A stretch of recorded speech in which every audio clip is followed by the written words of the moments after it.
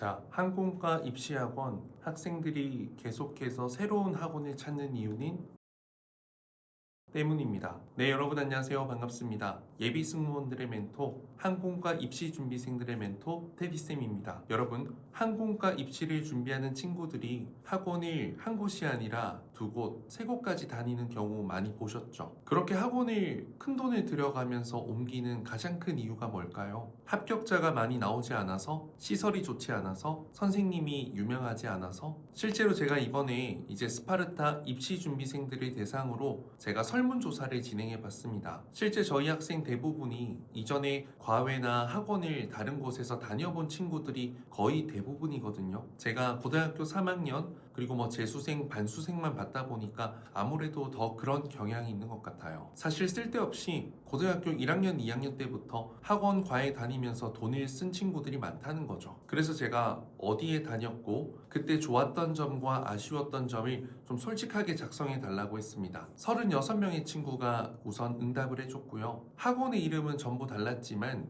놀라울 정도로 아쉬웠던 점에는 공통점들이 많았습니다. 오늘 영상은 특정 학원 과외를 비난하거나 비판하기 위한 저격 영상이 아닙니다. 한두 명의 경험만으로 특정 학원이 나쁜 학원이라고 절대 이야기할 수가 없습니다. 하지만 서로 다른 지역, 서로 다른 학원, 서로 다른 수업을 경험한 학생들이 왜 똑같은 비슷한 문제를 제기하고 토로하는지 그건 적어도 깊이 있게 살펴봐야 한다고 생각합니다. 앞으로 이 입시 교육 문화가 조금 더 단단하고 뿌리 깊게 자리를 잡을 수 있길 바라는 마음에서요. 결론부터 말씀드리겠습니다. 학생들이 학원을 옮기는 가장 큰 이유는 열심히 다녔는데도 내가 뭐가 부족한지 모르고 무엇을 어떻게 고쳐야 하는지 배우지 못했기 때문입니다. 이번 설문조사에서 가장 많은 문제가 나온 건 구체적인 답변 첨삭과 개선 방법이 부족하다는 것이었습니다. 36명 중 18명, 즉 절반 이상의 친구들이 이와 같은 문제를 제기했습니다. 학생들이 이제 모의 면접하면 가장 많이 듣는 말이 있습니다. 좋아요, 잘했어, 괜찮아요, 나쁘지 않아. 이대로만 하면 될 것 같아요. 조금 더 웃으세요. 물론 이런 이야기가 사실 기분 좋은 이야기일 수는 있겠지만 실력이 좋아질까요? 예를 들어서 제가 이제 지원 동기를 말했는데 선생님께서 조금 더 구체적으로 작성해라고 합니다. 그럼 학생은 무엇을 해야 할까요? 그리고 무엇을 할 수 있을까요? 첫 문장을 바꿔야 할까요? 경험을 추가해야 할까요? 아니면 이 항공과에 지원하는 이유를 더 말해야 할까요? 학교의 특징을 넣을까요? 학생은 알 수가 없습니다. 피드백은 절대로 추상적으로 끝나서는 안 됩니다. 무엇이 문제인지, 왜 문제인지, 어떻게 바꿔야 하는지, 바꾼 다음에는 정말 이전보다 나아졌는지 확인해야 합니다. 예를 들어 학생이 이렇게 말했다고 해봅시다. 저는 사람들에게 행복을 주는 승무원이 되고 싶어 항공운항과에 지원했습니다. 자, 이 답변을 듣고 추상적입니다 라는 건 누구나 할 수 있는 피드백입니다. 누구나. 좋은 선생님이라면 여기서 한 단계 더 들어가야죠. 왜 사람들에게 행복을 주고 싶은지, 실제로 누군가를 도우면서 보람을 느낀 적이 있는지, 그 경험이 왜 객실 승무원이라는 꿈으로 이어졌는지, 학생의 경험을 토대로요, 답변에 사용할 수 있는 구체적인 장면을 끊임없이 찾아줘야 합니다. 그 다음 학생은 본인만의 언어와 방법으로 답변을 재구성하고 준비하죠. 이게 교육입니다. 부족하다고만 말하는 것은 교육이 아닙니다. 그리고 잘한다고 칭찬만 하는 것은 방임이죠. 학생이 질문을 받았을 때 스스로 생각하고 작성할 수 있도록 그 방법을 가르쳐야 합니다. 자, 두 번째로 많이 나온 이야기는 소수정예라고 하지만 실제로는 학생이 너무 많아서 관리받기 힘들었다입니다. 36명 중에서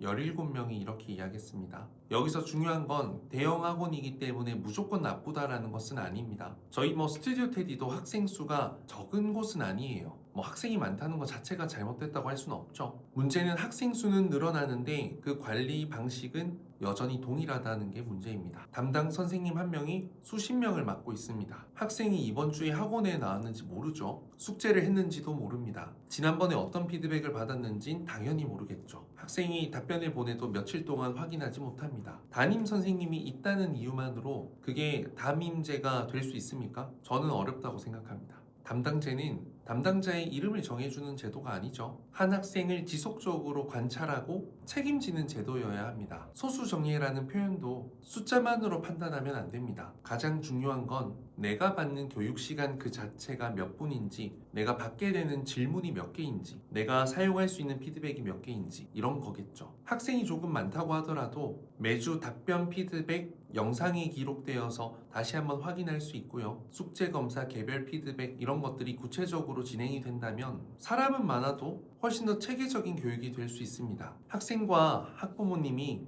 몇 명 수업 들어요? 이렇게 물어보시면 안 됩니다. 1년에 최대 입시준비생 몇 명까지 받는지, 한 반에 최대 참여 가능한 수업 인원은 몇 명까지 있는지, 이런 걸 확인하는 게 낫습니다. 자, 그리고 세 번째는 선생님이 계속해서 바뀐다는 겁니다. 36명 중에 14명이 같은 이야기를 했습니다. 지난주에는 이 답변이 좋다고 했는데 이번 주 새로운 선생님은 첫 문장부터 전부 바꾸라고 합니다. 지난번에는 밝고 크게 하라는 그런 피드백을 받았는데 이번에는 너무 부담스러우니까 부드럽게 말하라고 합니다. 이런 일이 계속 반복되면요, 학생은 자신의 문제를 고치는 게 아니라 선생님이 바뀔 때마다 답변을 새로 쓰게 되고 방향성을 잃고 혼란을 느낄 수밖에 없습니다. 선생님마다 물론 조금 다른 관점, 저마다 가질 수 있죠. 하지만 기본적인 평가 기준, 교육 기준 방향성은 동일해야 합니다. 표현 방식만 달라야죠. 그 답변이 질문에 어울리는 건지, 근거가 구체적인지, 학생의 경험이 간결하게 구체적으로 드러나는지, 전달이 자연스러운지, 이처럼 좀 핵심적인 요소들은요, 선생님들 간의 기준이 동일하고 함께 공유가 되어야 합니다. 한 선생님이 자리를 비우게 되더라도 다른 선생님이 기존 학생의 피드백과 변화 과정을 확인하고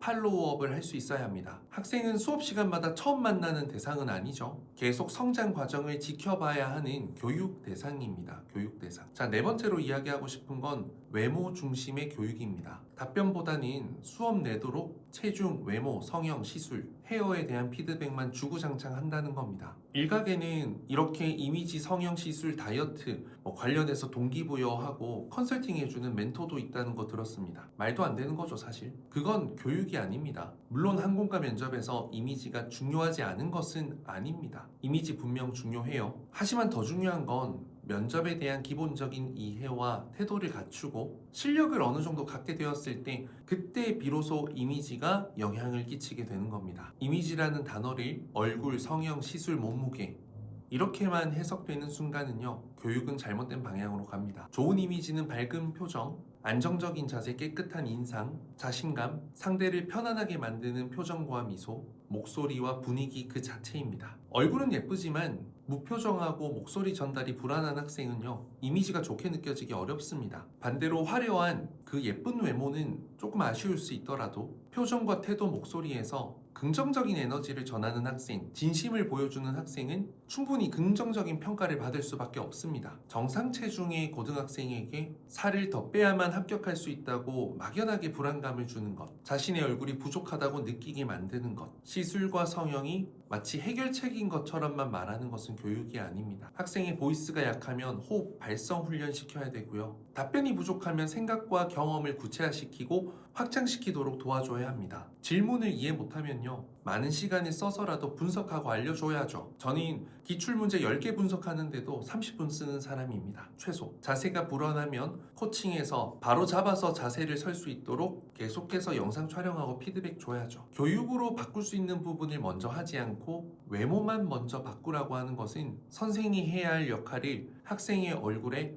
떠넘기는 것밖에 안 됩니다. 자, 다섯 번째는 학원의 홍보 수단이 된다라는 겁니다. 학생들이요. 36명 중에 12명이 관련한 이야기를 했습니다. SNS 촬영과 홍보에 대한 부담감. 수업 중에 선생님이 갑자기 들어와서 사진 영상 찍고 나갔다는 학생도 있었고요. 릴스나 라이브에 출연을 좀 요청했던 선생님도 있다고 합니다. 근데 그걸 거절하면 관리에서 제외될까봐 불안함에 떨었던 친구도 있었다고 하더라고요. 저 역시 유튜브, 인스타그램 운영하고 있죠. 학원이 수업을 알리고요, 합격생을 소개하는 건 자연스러운 일이긴 합니다. 하지만 그 모든 촬영은 학생의 동의 하에 진행이 되어야죠. 촬영을 원하지 않는다고 해서 학생이 교육과 피드백에 있어서 차별을 받아서는 절대 안 됩니다. 학생은요, 학원의 콘텐츠를 제작해주기 위해서 수백만 원 비용을 지불하는 게 아니잖아요. 자신의 실력을 높이기 위해서 합격을 위해 비용과 시간을 투자하는 겁니다. 수업 시간에 이제 학생들의 수업 모습 촬영이 필요하면요, 목적과 사용 범위를 정확하게 안내하고 동의를 구해야 합니다. 그리고 수업의 흐름에 방해를 받지 않는 선에서 진행되어야겠죠. 학생의 모습은 학원의 소유물이 아니죠. 학원은 학생의 그 모습으로 홍보하는 것이 아니라 강의 철학, 강의 내용, 올바른 정보, 팩트를 바탕으로 홍보를 해야 한다고 생각합니다. 자, 6번째는 선생님과 친해야만 관리받을 수 있는 문화. 말도 안 되는 거죠. 선생님께 음료를 사다 바치고 인스타그램 게시물에 댓글 달고 좋아요 전부 다 누르고 적극적으로 친한 척을 해야 이제 답변 첨삭 기회, 좋은 교육을 받을 수 있는 기회를 얻게 된다고 합니다. 내향적인 성향의 학생은 불리할 수밖에 없죠. 학생은 성격이 모두 다릅니다. 먼저 다가가는 학생이 있는 반면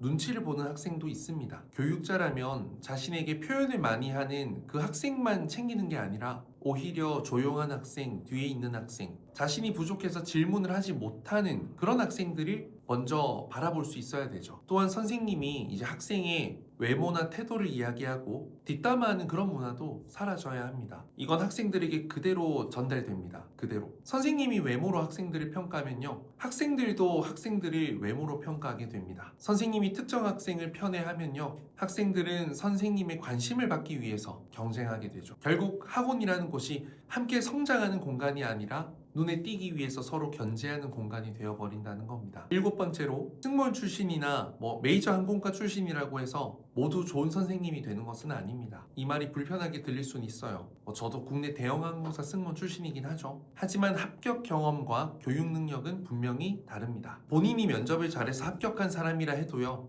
다른 학생이 왜 떨어졌는지 분석하지는 못할 수도 있습니다. 자신에게 적용했던 방법을 학생에게 똑같이 적용할 수는 있겠죠. 근데 그게 먹힐 수도 있고 안 먹힐 수도 있습니다. 좋은 강사는요, 본인의 합격 경험만 말하는 건 좋은 강사가 아닙니다. 학생의 경험과 성격, 성향에 맞는 그 표현과 차별화된 강점을 찾아주고 만들어주는 거죠. 학생이 가진 문제를 진단하고 학생이 이해할 수 있도록 설명하고 변화가 생길 때까지 반복해서 훈련할 수 있도록 동기부여하고 이끌어가는 사람입니다. 학생을 실제로 가르쳐본 경험이 있는지, 최근 입시 변화, 대학별 평가 요소를 공부하고 있는지, 선생님들이 여러 명이라면 공통된 평가 기준을 가지고 있는지 확인하셔야 합니다. 자, 마지막으로 그럼 학생들과 학부모님들이 학원 과외 선택할 때 반드시 확인해야 하는 기준 다시 한번 정리해 보겠습니다. 자, 첫째, 상담한 선생님이 원장 선생님 또는 대표 강사라면 실제 수업을 진행하는 선생님은 같은지 물어보세요. 둘째, 원장 직강이라면 전체 수업 과정에서 정확히 몇 번 들어오시는지 물어보셔야 합니다. 셋째,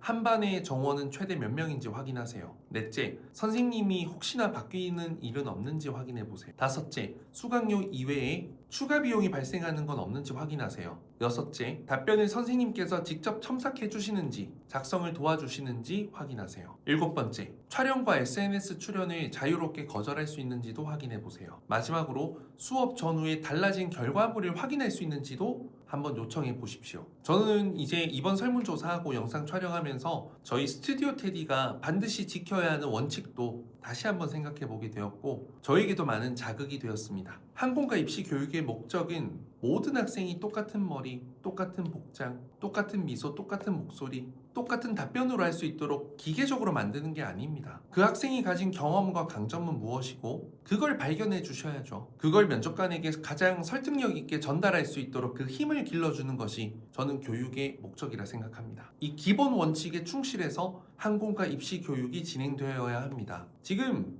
너무 말도 안 되게 너무 많은 업체, 학원, 과외가 있고요. 요즘에는 항공과 재학생들도 막 수업을 한다고 하는데 잘못된 수업들이 너무나 많은 이 시점입니다. 학생은 학원의 단순한 합격자 숫자도 아니고요, 인스타그램에 올라갈 컨텐츠도 아닙니다. 한 사람의 꿈과 앞으로의 인생을 가지고 찾아온 소중한 교육의 대상입니다. 저 역시 이 문제에서 자유롭지 않다고 생각합니다. 계속해서 학생들의 이야기를 듣고 잘못된 부분은 바꾸고 더 나은 교육을 만들어 가겠습니다. 그리고 무엇보다 여러분의 인생 첫 그 성공을 위해서 마지막으로 수업하는 그날까지 제 인생을 걸고 강의하겠습니다. 오늘 이 영상이 항공과 입시를 준비하고자 하는 학생과 학부모님께 좋은 교육을 선택하는데 현실적인 도움이 되는 영상이 되었길 바랍니다. 이상 테디쌤이었습니다. 감사합니다.